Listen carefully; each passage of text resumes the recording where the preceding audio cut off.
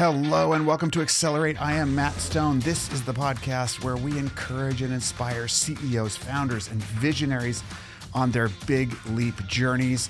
We talk about the stories and strategies that will help you accelerate toward your big leap destination with purpose, humility, an open mind, commitment to growth, and recognition that the way we get there is at least as important as where we end up. And I'm so delighted that you've tuned in today.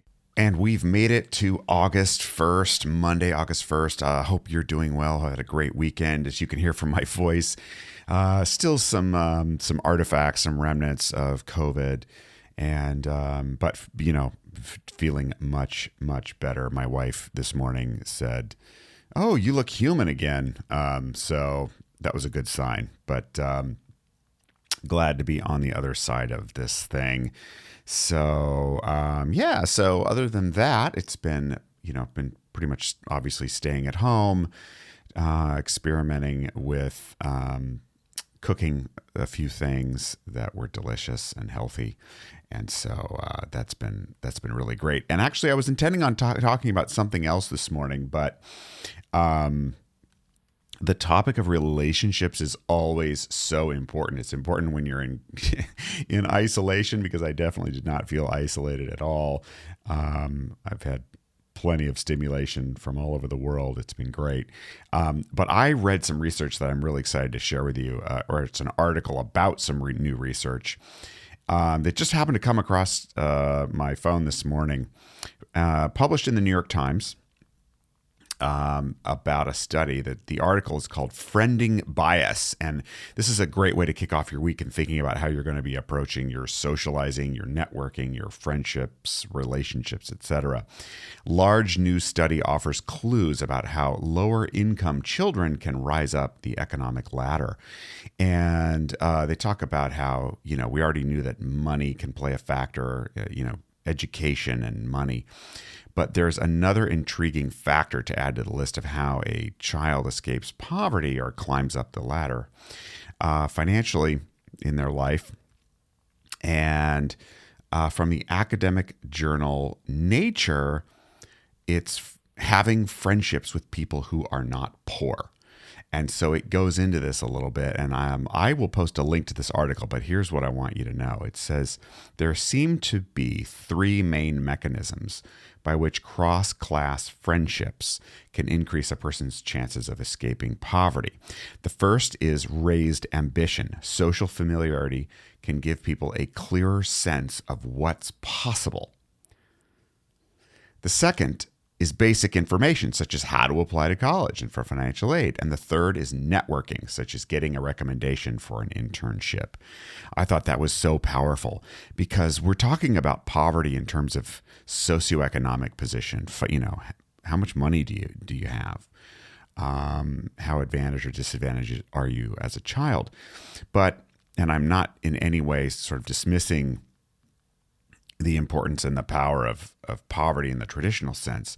There are other forms of poverty that we can suffer from that prevent us from hitting our potential. A poverty in terms of the way that we think.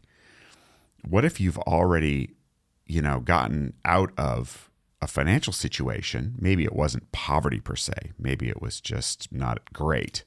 And you've improved that, but you still have poverty thinking.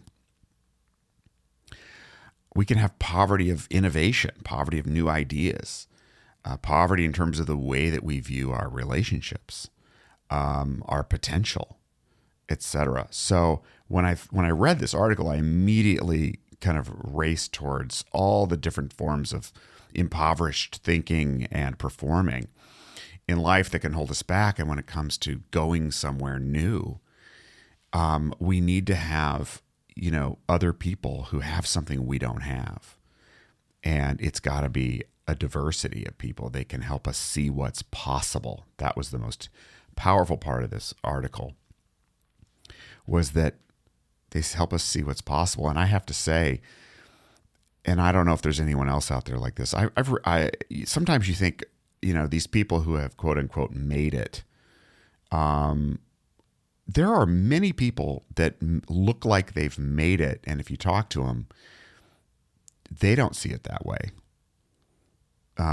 Some of the most successful people don't feel like a success completely. It's like striving for the next thing. So one of the other things about people who have achieved something notable, whatever it is, whether it's publicly notable or not, we're not talking all about celebrity here. We're talking about just notable, important, significant. That can mean a lot of different things to a lot of different people.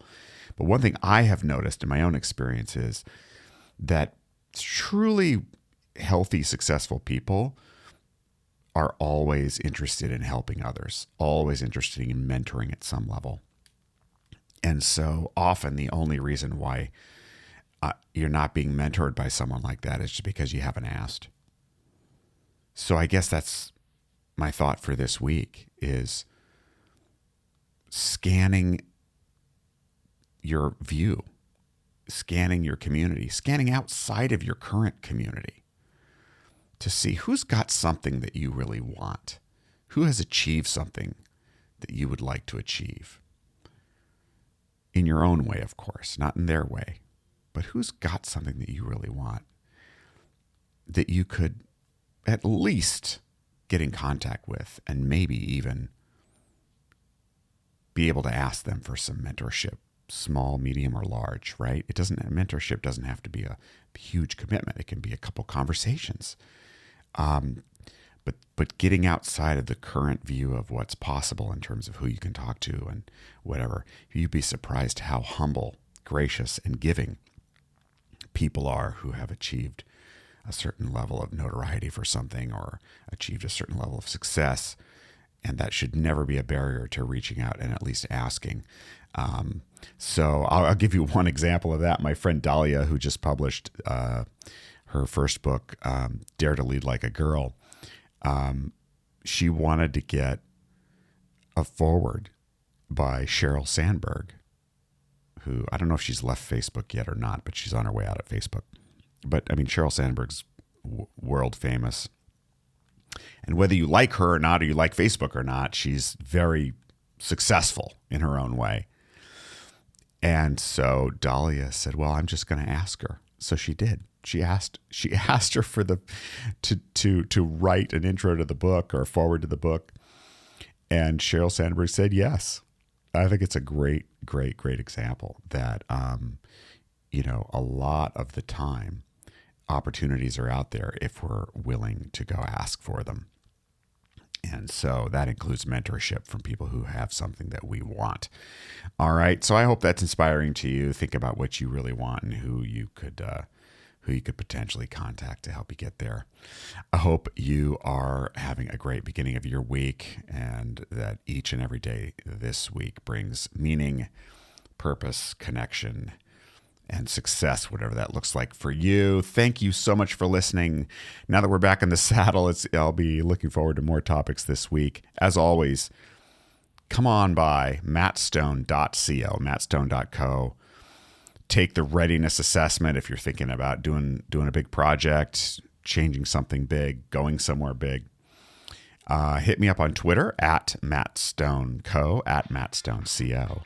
And yeah, tune in tomorrow for more.